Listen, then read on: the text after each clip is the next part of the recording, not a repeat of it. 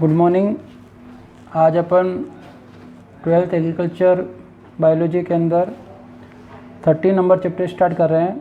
अपने 3 chapter complete कर लिए, केंचुआ, टिड्डा और मधुमक्खी। और अपन आज इस यूनिट का लास्ट चैप्टर स्टार्ट कर रहे हैं कि भी इस चैप्टर का नाम है 13 नंबर चैप्टर, पशु परजीवियों का अध्ययन एवं आर्थिक महत्व। मतलब जो पशुओं पे परजीवी जो पशुओं के ऊपर निर्भर रहते हैं, बाह्य परजीवी हो सकते हैं मतलब शरीर के बाहर स्किन पर, आंतरिक परजीवी हो सकते हैं शरीर के अंदर, उनका अध्ययन करेंगे। आर्थिक महत्व मतलब अपने लिए वो किस प्रकार से फ़ायदेमंद है, क्या नुकसान पहुंचाते हैं, उन सब की बात करेंगे। ठीक है। और ये अपन पढ़ चुके थे कि भाई आपके जो केंचुए वाला है, टिड्डे वाला है, मधुमक्खी वाला और ये वाला, ये चारों चैप्टर कुल मिलाकर 8 नंबर के हैं। तो ये चैप्टर कंप्लीट हो जाए, 2-3 क्लास का चैप्टर है, कंप्लीट हो जाएगा। अब देखिए, सबसे पहले अपन जो पशु पढ़ रहे हैं आपके, उसका नाम है पिशु। क्या नाम है? पिशु। फिला कहा जाता है इंग्लिश में पिशु। देखो, सबसे पहले इनका क्या नाम, आपको वैज्ञानिक नाम याद करना। जैसे वैज्ञानिक नाम क्या है इसका? पुलेक्स इरिटेंस याद करना है। ये वंश का नाम है और ये इरिटेंस जाति का नेम है। फिर दूसरा और नेम है, दोनों में से कोई भी याद कर सकते हैं, दोनों याद कर सकते हैं, जेनोप्सिला क्यूओपिस। ये दोनों वैज्ञानिक नाम किसके हैं? पिशु के हैं।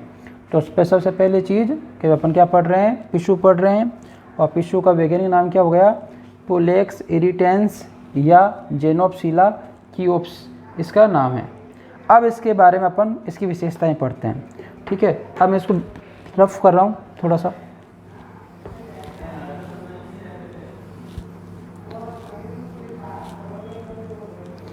देखिए, इसकी विशेषता में अपन बात करें तो सबसे पहले अपन इसका देखो वर्गीकरण लिख लेते हैं। देखो, इनका वर्गीकरण आपके लिए क्या है? महत्वपूर्ण होता है।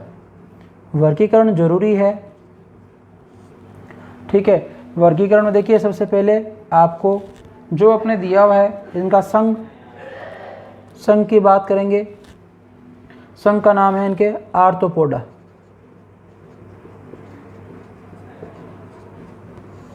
आर्थ्रोपोडा। उसके बाद आता है आपके गण। गण है इसका सैफनेप्टेरा।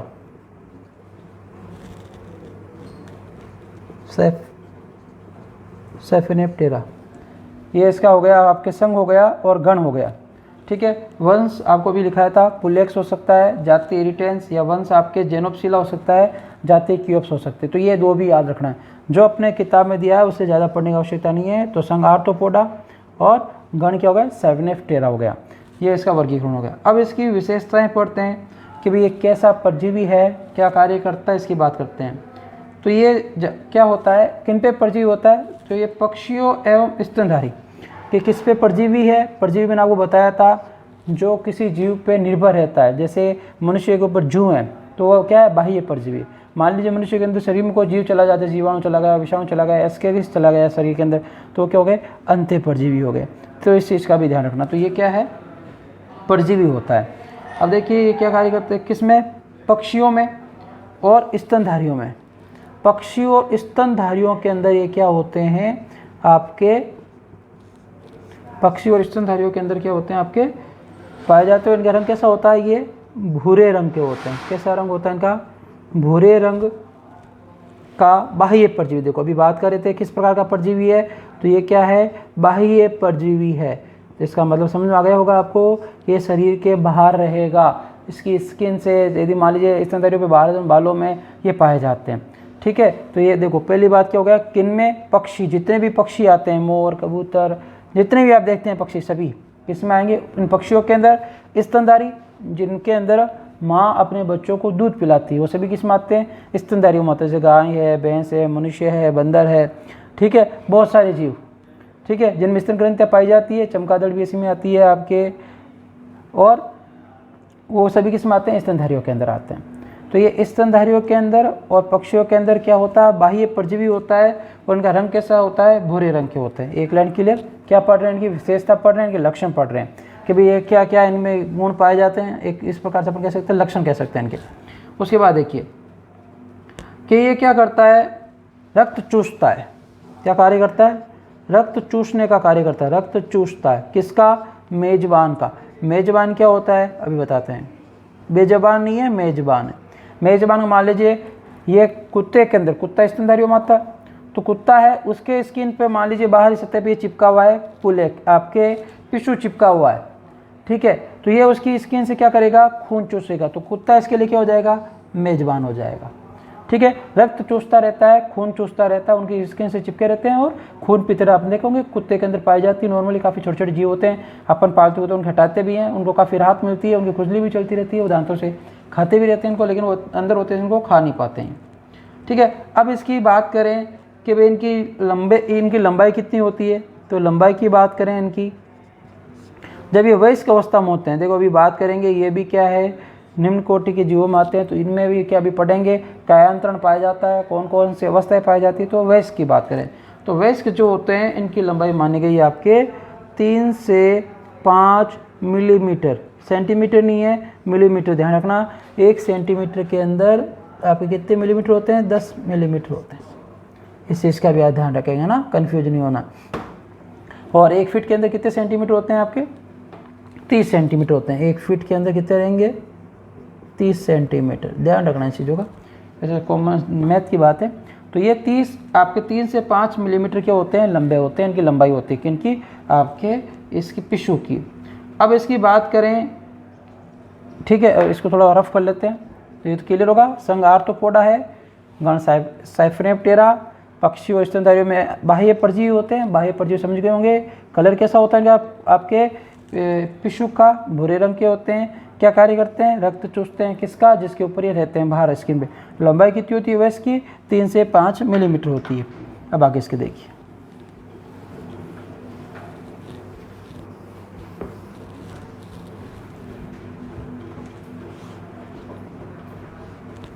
अगला पॉइंट अपन पढ़ते हैं कि भाई इनकी जो पिछली टांगों की सहायता से ये क्या करते हैं, आपके अपनी लंबाई से, जो इनकी लंबाई है उसे 50 गुना ज़्यादा कूद सकते हैं। जैसे सिंपल सी बात करें कि इनकी पिछली टांगे जो होती है, कि भाई पिछली टांगे जो है वो इनके क्या करती है, कूदने में मदद करती है, किसमें, कूदने में। और कितना कूद सकते हैं, ये अपनी लंबाई का 50 गुना कूद सकते हैं, जंप कर सकते हैं। सुना गई बात, पिछली टांगे किस प्रकार से रूपांतरित होती है, कूदने के हिसाब से रूपांतरित होती है। और कितना कूद सकते हैं, 50 गुना कूद सकते हैं, किसकी, अपनी लंबाई की, जो इनकी लंबाई उससे 50 गुना। भी मैं आपको बताऊंगा किस प्रकार से कूदते हैं। और पूरे विश्व में इसकी कितनी जातियाँ पाई जाती है, लगभग, इनकी जातियों की बात करें पूरे विश्व के अंदर अलग अलग जातियाँ जो है, लगभग इनकी 2500 जातियों का वर्णन किया गया। कितनी जातियाँ, 2500। ये कोई महत्वपूर्ण नहीं जातियाँ हैं तो याद करने की जरूरत नहीं है, लेकिन हम पढ़ रहे हैं तो पूरा डिस्कशन पढ़ेंगे आराम से। तो 2500 तरह की जातियों का वर्णन इनका मिलता है। अब महत्वपूर्ण जो बात आ रही है इनकी बात करेंगे। जैसे अपन अलग अलग जीवों में पढ़े थे मुखांग, कि इनके मुखांग जो होते हैं, मुख में जो संरचनाएं पाई जाती है किस प्रकार की होती है, तो इनके मुखांग किस होते हैं, चुभाने वाले, के पहले चुभाते हैं, फिर ये क्या करते हैं, चुभाने वे चूसने वाले होते हैं। पहले चुभाएंगे, अपने मुखांग जो होते हैं इनके नुकीले होते हैं, अंदर डाल देंगे जीव में, फिर उसे खून चूसेंगे। तो ये पॉइंट महत्वपूर्ण है, इसका आप ध्यान रखेंगे। नोट्स आपको मिल जाएंगे PDF के रूप में, उन्हें लिख लीजिए। कोई चीज़ नहीं लिखी होती है तो इनमें से आप देख लीजिए। चुभाने और चूसने वाले होते हैं, और इनका जो शरीर है वो किससे ढका रहता है, तो इनके शरीर जो होता है एक परत से ढका होता है, उस परत का नाम है स्क्लेराइट।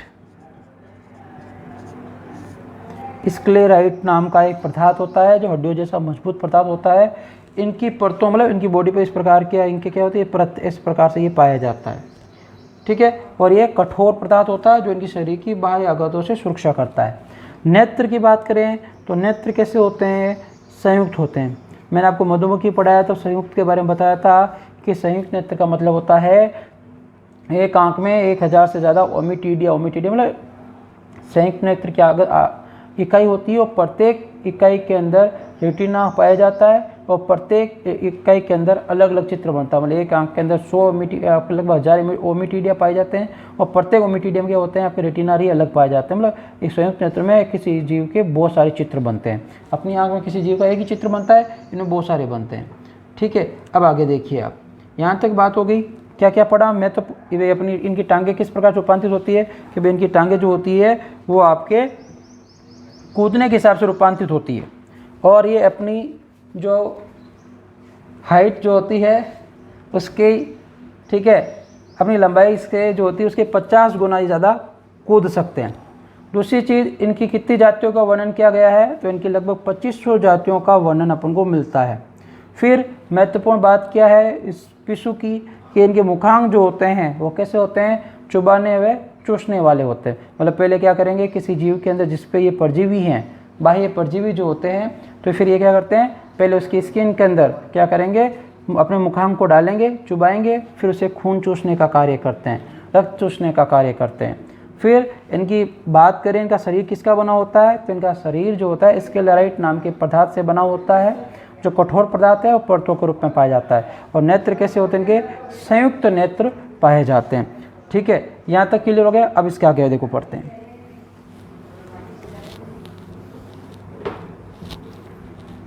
इनके आगे बात करें अपन, अब इनकी बात करते हैं कि भाई इनका जो सिर और वक्ष जो होता है, क्या होता है कि इनका सिर जो रहेगा और वक्ष जो है ये क्या होते हैं, छोटे होते हैं। अभी बात करेंगे इनके सिर वक्ष क्या होते हैं, छोटे होते हैं, लेकिन उधर क्या होता है, बड़ा पाया जाता है। उधर कैसा पाया जाता है इनके अंदर, बड़ा। देखो छोटा सा डायग्राम बनाने की कोशिश करते हैं, हल्का सा।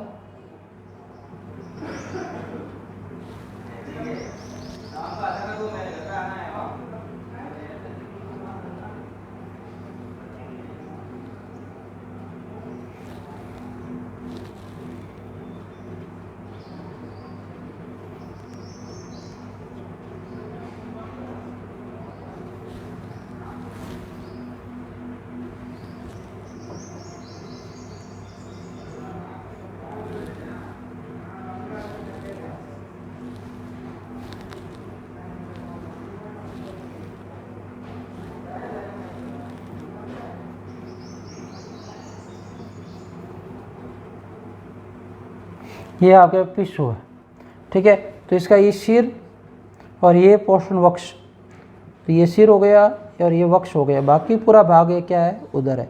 तो उधर क्या होता है, इनमें बड़ा पाया जाता है। ठीक है, ये इनके पैर हो गए, ठीक है। ये संयुक्त आंख हो गई, पैर के वही पार्ट मैंने आपको पढ़ाए थे, फीमर, कोक्सा, फीमर, टार्सस, है ना, वो पोर्शन हो जाए पर लिख सकते हैं, लिखने की इतनी आवश्यकता नहीं है। ठीक है, यहाँ पे इनका अवस्कर पाया जाता है, अवस्कर द्वार जैसे ये अपशिष्ट पदार्थ को बाहर निकालते हैं। ठीक है, स्केलेराइट पदार्थ आ जाता है जिससे इनका शरीर बना होता है। तो इनका सिर वक्ष जो होता है वो छोटे होते हैं और उधर क्या उनके अंदर बड़ा पाया जाता है। अभी अपन ने पढ़ा था कि इनकी पीछे वाली जो टांगें होती है, ये पीछे वाली जो टांगें होती है इस प्रकार से अनुकूलित होती है कि कूदने में मदद करती है। तो ये कितनी ऊंचाई तक कूद सकते हैं, कितना लंबा जंप कर सकते हैं, तो उसकी बात करें तो ये लगभग 18 सेंटीमीटर क्या कर सकते हैं, आपके 18 सेंटीमीटर ऊंचाई तक कूद सकते हैं। ऊंची क्या करते हैं, आपके छलांग लगा सकते हैं। और 33 सेंटीमीटर ये क्या कर सकते हैं, लंबी छलांग लगा सकते हैं, लंबी छलांग। अब देखिए हाइट कितनी पड़ी थी वैसे की अपन ने कि 2 से 3 से कितना होता है, 5 मिलीमीटर पड़ा था। अब देखिए आप 50 गुना है कि नहीं, देखिए अंदाज लगा सकते हैं। अपन को वैसे कंपेरिजन नहीं करना है। मैंने आपको क्या कहा था, 1 सेंटीमीटर में 10 मिलीमीटर होते हैं। अब देखिए 18 सेंटीमीटर है तो 18 सेंटीमीटर मिलीमीटर कितने हो गए, 10 गुना 180 हो जाएंगे। और 5 का भाग दोगे, 3 का भाग दोगे तो 50 गुना आ जाएगा लगभग, है ना। और 33 सेंटीमीटर वो सेम चीज़ है। तो ये कितनी ऊंची छलांग लगा सकते हैं, तो ये आपकी ऊंची छलांग लगा सकते हैं 18 सेंटीमीटर। लंबा कितना कूद सकते हैं, लंबाई जंप कितना कर सकते हैं, 33 सेंटीमीटर। ऐसे ऊपर जंप कैसे कर सकते हैं, 18 सेंटीमीटर। तो ये सिंपल सी प्रोसेस हो गया, ठीक है। किसकी जंप कितना कर सकते हैं, कितना नहीं कर सकते हैं। अब ये देखो अगली बात करते हैं, मिटा दूँ उसको।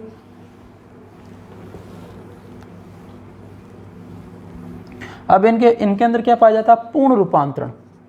अब देखिए साहब पूर्ण रूपांतरण क्या होता है, वैसे मैंने आपको मधुमक्खी वाला आया तब पढ़ाया था कि पूर्ण रूपांतरण क्या होता है। रूपांतरण क्या होता है कि भाई जिन जीवों के अंदर आपके, ठीक है, जिन जीवों के अंदर आपके चारों अवस्थाएं पाई जाती है, कौन सी जीव, निम्न कोटि की जीव तो चारों अवस्थाएं कौन सी होती है कि भाई पहले तो आपके अंडावस्था, फिर लार्वा अवस्था, फिर एक प्यूपा अवस्था और लास्ट में आपके पाया जाता है वयस्क अवस्था, ठीक है। यदि किसी जीव में ये चारों अवस्थाएं पाई जाती है, अंडावस्था, लार्वावस्था, प्यूपावस्था, वयस्क अवस्था, तो उससे क्या, उस जीवों में क्या पाया जाता है, पूर्ण रूपांतरण पाया जाता है। तो इनमें क्या होता है, पूर्ण रूपांतरण पाया जाता है। ये चारों अवस्थाएं जीवन के किसी न किसी काल में प्रेजेंट होती है। अब इनकी महत्वपूर्ण बात करते हैं कि इनके जो नर और मादा, जो आपके नर व मादा जो पिशु होते हैं, ये क्या करते हैं, रक्त रूपी भोजन ग्रहण करते हैं। कि जो रक्त रूपी भोजन मतलब रक्त को भोजन के रूप में ग्रहण करते हैं। तो इनका भोजन क्या है, रक्त है, तो रक्त रूपी भोजन ग्रहण करते हैं। महत्वपूर्ण पॉइंट, ठीक है। अब रक्त रूपी भोजन ग्रहण करते हैं, इसीलिए ये यदि मान लीजिए रक्त रूपी भोजन ग्रहण नहीं कर पाते हैं किसी कारण, तो ये जनन नहीं कर सकते। तो रक्त रूपी भोजन करेंगे तभी ये जनन करने में समर्थ हैं, जनन कर सकते हैं, जनन करने में समर्थ हैं। मान लीजिए रक्त रूपी भोजन नहीं कर पाते हैं तो जनन करने में समर्थ नहीं होंगे, मतलब इनमें जनन क्रिया नहीं होगी। यहाँ तक तो आपको समझ आ गया होगा। ये इसके पिशु के बारे में जानकारी इतनी सी कि भाई कितनी आपकी मिलीमीटर लाइन की लंबाई होती है, कितना ये छलांग लगाता है, कौन सी अवस्था पाई जाती है, किस प्रकार से इनका आवरण बना होता है, ठीक है। अब अपन इसकी बात करेंगे आर्थिक महत्व की। बस ये आर्थिक महत्व पूरा होता ही आपके पिशु पूरा हो जाएगा। छोटा सा है चैप्टर, बड़े लेंथी नहीं है, इसलिए मैंने पहले ये चैप्टर शुरू किए हैं, उसके बाद में चैप्टर शुरू करेंगे, बता देंगे आपको कौन से स्टार्ट करेंगे। अब इनके आर्थिक महत्व की बात करें कि भाई आर्थिक महत्व मतलब ये किस प्रकार से फ़ायदेमंद है, किस प्रकार से नुकसान पहुंचाते हैं। आर्थिक महत्व दोनों चीज़ों के लाभदायक महत्व और हानिकारक महत्व दोनों की चर्चा की जाती है। और आपको पता है ये नुकसान पहुंचाने वाला ही है, इसका हानिकारक महत्व ही ज़्यादा है। तो ये क्या करते हैं, जो गर्म खून वाले होते हैं। अब गर्म खून क्या होता है, देखो उसकी बात करें। गर्म खून वाले कशेरुकी तो आप जानते होंगे, जिनके अंदर रीढ़ की हड्डी पाई जाती है, जिनमें क्लोम दरारें पाई जाती है, ठीक है, जीवन के किसी न किसी काल में, उसे क्या बोलते हैं, कशेरुकी बोलते हैं। तो ये जो गर्म खून वाले होते हैं, इसे गर्म खून वाले, या देखो गर्म खून कह सकते हैं, उष्ण तापी कह सकते हैं, या इसे क्या कह सकते हैं, समतापी जीव भी कह सकते हैं। एक ही नाम है कि समतापी जो है, ये सभी एक ही है, समतापी। कहने का मतलब गर्म खून क्यों कहा जाता है, जैसे अपन इसी में आते हैं, कशेरुकी हैं इस, और ये ठीक है। इसका मतलब क्या होता है, कुछ बता देते हो। गर्म खून, कशेरुकी, उष्ण समतापी मतलब होता है जिनके जीवन में पूरे समय तक शरीर का तापमान एक जैसा हो, 37 डिग्री सेंटीग्रेड है। जैसे अपना शरीर का टेम्परेचर 37 डिग्री सेंटीग्रेड रहता है, चाहे सर्दी हो चाहे गर्मी हो, ठीक है। और अपना शरीर का जो टेम्परेचर है ये क्या होता है, गर्म रहता है एक प्रकार से, ठीक है। अब देखिए, क्योंकि देखो आपको पता है गर्मियों में बाहर गर्मी ज़्यादा होती है लेकिन शरीर का तापमान बराबर रहता है, सर्दियों में बाहर ज़्यादा ठंड होती है लेकिन शरीर क्या होता है, खून नॉर्मल रहता है, ताकि वो फ्लो करता रहता है लगातार, जिसकी वजह से उसकी वो टेम्परेचर है वो बराबर रहता है। अब अपन बात करें कि भाई कशेरुकी कौन कौन से आते हैं इसके अंदर, तो देखो जैसे मानव है, कुत्ता है, बिल्ली है, खरगोश है, गिलहरी है, गाय है, बकरी है, भैंस है, भेड़ है, ठीक है ना, पक्षी है, ये सभी के अंदर क्या करता है, इन सभी से खून चूसने का कार्य करता है, ठीक है। और भी बात की थी, ये इसके मुखांक कैसे होते हैं, पहले मुखांक को अंदर डालेगा, चुभोएगा, फिर उसे खून चूसता है। तो अब इसे अपन को पता कैसे चलता है, तो जैसे ये पिशु किसी को काटता है, तो जैसे अपन को मच्छर काटता है उस प्रकार की हल्की सी खुजली होती है, ठीक है। वो खुजली होने के बाद क्या होता है, चमड़ी खुजली होती है जो सहन करने योग्य नहीं होती, जलन होती है इस प्रकार की, और एक प्रकार से एलर्जी उत्पन्न करता है। उसके बाद में क्या होता है, वो एलर्जी उत्पन्न करने के बाद कि त्वचा पर कुछ समय बाद या कुछ हफ्तों में एक खुरदरी पपड़ी बन जाती है स्किन के ऊपर, ठीक है। अपनी जैसे भी स्किन चिकनी है, फिर एक खुरदरी वैसे पपड़ी बन जाएगी, इस प्रकार से डिजाइनिंग बन जाएगी, ठीक है। और उससे फिर क्या होती है, सड़न होने लग जाती है। और मान लीजिए किसी इंसान को बार बार, किसी जीव को बार बार पिशु काटते हैं, तो उनके शरीर में किसकी क्या क्या क्या प्रभाव पड़ता है, ये प्रभाव क्या पड़ेगा कि यदि पिशु बार बार काटता है तो बाल झड़ना, और दूसरा प्रभाव क्या पड़ेगा कि बाल झड़ते रहते हैं, और एक प्रभाव क्या पड़ेगा इसके ऊपर, आपके रक्ताल्पता, रक्त की कमी हो जाएगी। तो इस चीज़ का ध्यान रखें। क्या फर्क पड़ता है, अभी बात करते देखो वापस कि भाई ये किन के अंदर किनका खून चूसने का कार्य करते हैं। अभी पढ़ा था इनका खून चूसना, खून पीना मुख्य भोजन होता है। तो ये गर्म खून वाले या कशेरुकी जो होते हैं उनका खून चूसते हैं। अब गर्म खून वाले कशेरुकी में कौन कौन आते हैं, गाय है, कुत्ता है, भैंस है, बकरी है, गिलहरी है, ठीक है। अभी बात की थी बहुत सारे इन जीवों की, ये सभी इसी के अंदर आते हैं। तो इनसे ये क्या करता है, खून चूसता रहता है। क्या कार्य करता है कि पहले अपने मुखान जो होते हैं उनसे खून चूसेगा। तो जैसे ये क्या होता है, अपन को काटता है, ठीक है, खून चूसता है तो अपन को क्या होती है, पहले मच्छर काटने से आपके खुजली होती है, थोड़ी ऐसे यानी दर्द होता है, काटने के बाद सूजन आ जाती है, खुजली होती रहती है और एलर्जी उत्पन्न हो जाती है। और त्वचा में कुछ हफ्तों बाद में क्या हो जाती है, वहाँ पे पपड़ी बन जाती है, खुरदरी पपड़ी बन जाती है और सड़न उत्पन्न हो जाती है, सड़ने लग जाता है। मान लीजिए किसी जीव को बार बार ये आपके टिश्यू काटता रहता है तो क्या प्रभाव पड़ेगा, उसके बाल झड़ने लग जाएंगे और रक्ताल्पता, रक्त की कमी हो जाएगी। अब आगे देखिए बात करते हैं और इसकी क्या भाई इसका नुकसान क्या है। अब जैसे जो पशुपालन करते हैं, जैसे आप पशुपालन में देखो गाय है, भैंस है, भेड़ है, बकरी है, मुर्गी का पशुपालन किया जाता है। किस किस का किया जाता है, गाय, भैंस, बकरी सभी पालते हैं, मुर्गी। अब इनके अंदर मान लीजिए पिशु की संख्या ज़्यादा है, पिशु मतलब छोटे छोटे जीव जो गाय भैंसों में पाए जाते हैं, आप देखे होंगे खून पीने का कार्य करते रहते हैं, ठीक है।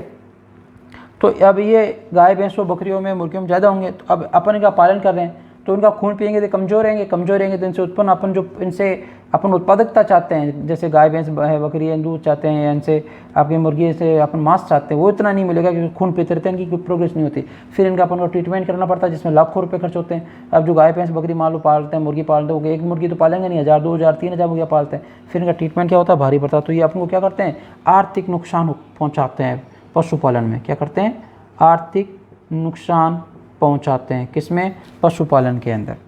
अब आगे बात करते हैं, देखिए आप किसके अलावा ये क्या कार्य करते हैं, इसके अलावा देखो इसकी बात करते हैं, ये क्या कार्य करते हैं। देखो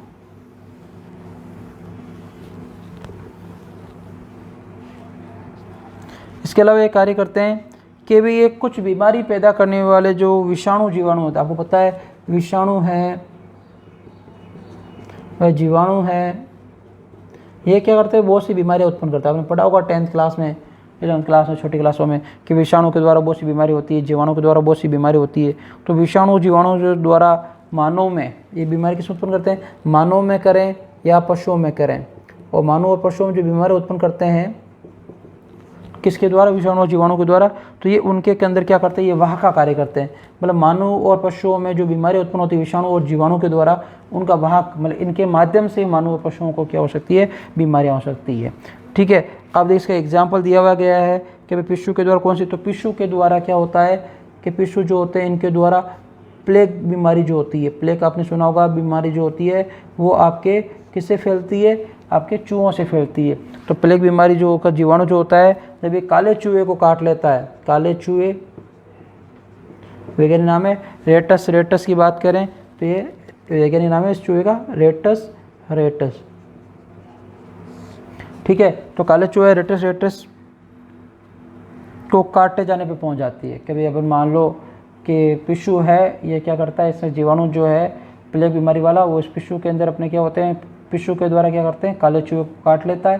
पिशु क्या होता है, चूहे पे भी पाए जाते हैं, तो मान लीजिए इससे जो जीवाणु है जिसे प्लेग बीमारी होती है वो पिशु के माध्यम से काले चूहे में चला जाता है, और काले चूहे के अंदर ये अपने लार जो होती है इसे छोड़ देते हैं। तो काले चूहे के अंदर, काले चूहे की वजह से कौन सी बीमारी हो जाती है, प्लेग बीमारी हो जाती है। और आपने प्लेग बीमारी एक समय में बहुत महामारी के रूप में फैली थी, बहुत सारी आबादी इस प्लेग बीमारी की वजह से कम हो गई थी।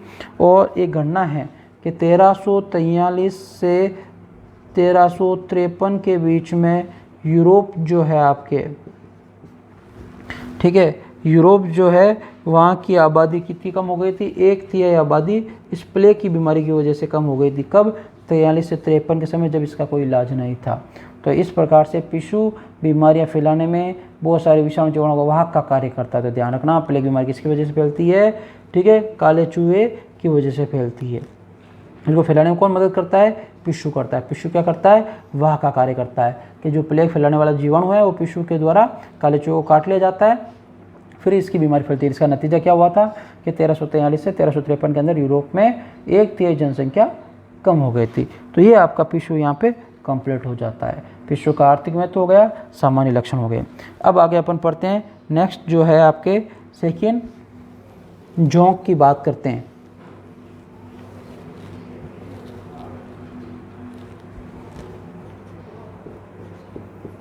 जोंक, ठीक है, इंग्लिश में से कहा जाता है लीच, ठीक है। पहले इसका वही वैज्ञानिक नाम पढ़ेंगे, तो इसका वैज्ञानिक नाम की बात करें, वैज्ञानिक नाम सबके याद रखने हैं, आपको ध्यान रखना इस चीज़ का, एग्ज़ाम में वैज्ञानिक नाम ही पूछे जाते हैं।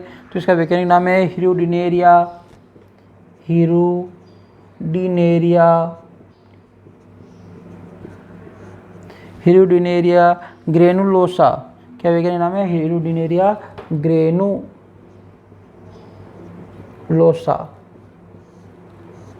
ठीक है, ये वैज्ञानिक नाम हो गया। अब वर्गीकरण क्या क्या दे रखा है? संघ दे रखा है, संघ का नाम है एनिलिडा। ठीक है, संघ एनिलिडा हो गया। वर्ग भी दे रखा है, जो जो दिए हैं उनकी बात करेंगे। वर्ग आपके जो हिरुडिनेरी आपके क्या है? हिरुडीनिया। वर्ग का नाम क्या है? हिरुडीनिया। और एक और आपके वर्गीकरण लास्ट पोर्ट दे रखा है, गण भी दे रखा है। जो दिया हुआ मैंने आपको कहा था गण दिया जाता है, गण याद करना, संघ दिया जाता है, संघ याद करना है, वर्ग दिया जाता है, वर्ग याद करना है। तो इसका आपके गण जो दिया हुआ है वो है ग्नेतो बेडे लाइडा, ग्नेतो बेडे लाइडा। नाम थोड़ा सा टिपिकल है लेकिन याद करना पड़ेगा क्योंकि बायोलॉजी में आपको 100 में से 100 नंबर लाने हैं। ये हो गया जोंक के बारे में। वैज्ञानिक नाम हिरुडिनेरिया ग्रेनुलोसा, संघ एनेलिडा, वर्ग हिरुडीनिया, गण ग्नेतो बेडे लाइडा। ये इसके बारे में क्या हो गई? जानकारी हो गई। अभी आपको कहाँ देखने को मिलेगा जोंक? तो ये आपके जो है झीलों में, तालाबों में, इसके अलावा जो आपके झीलों में, तालाबों में, गीली दलदली आप जानते हैं, गीली दलदली मिट्टी। ठीक है, यहाँ पे आपको ये देखने को मिल जाएगा। ये कैसे रंग के होते हैं? तो ये है गहरे भूरे रंग के होते हैं, गहरे भूरे रंग के होते हैं। कैसे होते हैं? ये गहरे भूरे रंग के होते हैं। और ये कैसे होते हैं? कुछ चपटी कर्मी होते हैं। चपटी मतलब ऐसे, चपटी मतलब चिपके होते हैं, चपटी कर्मी होते हैं। ठीक है, और इनकी जो आपके हाइट है, लंबाई है, इसकी बात करें तो ये आपके इनकी लंबाई जो होती है 10 से 15 सेंटीमीटर तक होती है। तो लंबाई कितनी होती है? 10 से 15 सेंटीमीटर। इस चीज़ का ध्यान रखेंगे। लंबाई कितनी होती है? 10 से 15 सेंटीमीटर होती है। शरीर कुल कितने खंडों में बंटा होता है? तो इनका शरीर जो होता है वो टोटल 33 खंडों में बंटा होता है। कितने खंडों में? 33 खंड पाए जाते हैं इनके शरीर पे। आपको पता है एनिलिडा जो होते हैं वो खंडीय जीव। एनिलिडा मतलब विशेषता क्या है? इनके अंदर शरीर में खंड पाए जाते हैं। और लेकिन इनको अपन बाहर से देखते हैं तो इनके बाहर से अपन को क्या रहेंगे? 2 या क्या होगा 5, 2 से 5 क्या होंगी? वर्ताकार, इस प्रकार से वलय के रूप में अपन को दिखेंगे। या तो 2 होगी या 5 वलय के रूप में ये आपको दिखाई देता है। अभी तक क्या पढ़ा जोंक के बारे में? कि जो जोंक है आपका, इनका शरीर, पहले इनका पढ़ा वैज्ञानिक नाम हिरुडिनेरिया ग्रेनुलोसा, संघ पढ़ा एनिलिडा, वर्ग पढ़ा हिरुडीनिया, गण पढ़ा ग्नेतो बेडे लाइडा। कहाँ पाए जाते हैं? झीलों में, तालाबों में, गीली दलदली मिट्टी में पाए जाते हैं। कैसे होते हैं? चपटे कर्मी होते हैं, गहरे भूरे रंग के होते हैं। हाइट, इनकी लंबाई कितनी होती है? 10 से 15 सेंटीमीटर लंबे होते हैं। शरीर में टोटल खंड कितने होते हैं? 33 खंडों में बंटा होता है शरीर इनका। और देखने पे बाहर रूप से देखेंगे तो क्या वो दिखेगा? इनका 2 से 5 वलय दिखेगी आपको इनके बारे में। और एक लास्ट पॉइंट पढ़ते हैं, बाकी कल इसके बारे में आगे पढ़ेंगे। नहीं तो अभी पढ़ाने में हो जाएगा लेकिन क्लास लंबी हो जाएगी। ठीक है, तो अपन पढ़ेंगे। और इनकी क्या विशेषता है? ये कैसे प्राणी है? द्विलिंगी या इन्हें क्या बोलते हैं? उभयलिंगी। नर और मादा जनांग जब एक ही जीव में हो तो उसे बोला जाता है द्विलिंगी या उभयलिंगी।